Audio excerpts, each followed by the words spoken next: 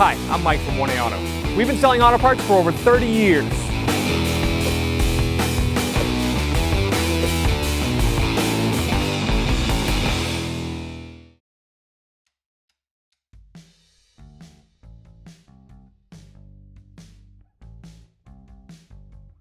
Go inside the vehicle, open up the hood.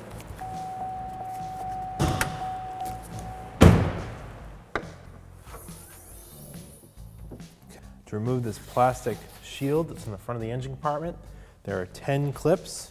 1, 2, 3, 10. And take a small flat-bladed screwdriver or a trim clip tool and pop them up. To loosen them, they need to go in like this. Pull them out. If the middle comes out, that's okay. And then this rubber seal is clipped in here. Just kind of pop it out. Use a small flat-bladed screwdriver, just pop it up. Use a trim clip tool. These may break when you're taking them out.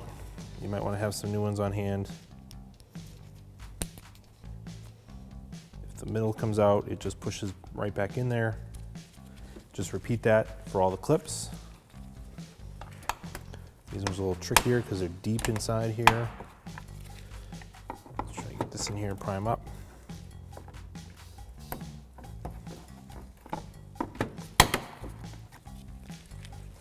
Just go along and do the same for all of them.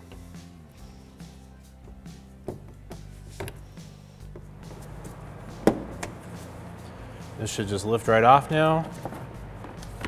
And then we'll put it aside. With the cover removed, now you can access your radiator cap. Install the upper cover in the engine compartment. Just slide it under that ground point. It's going to go over these rubber mounts here, both sides. Let's go under this weather strip. Same thing for both sides.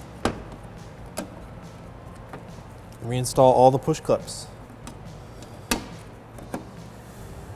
It's easier to push the clips in if you pull out the center part. This is the last one.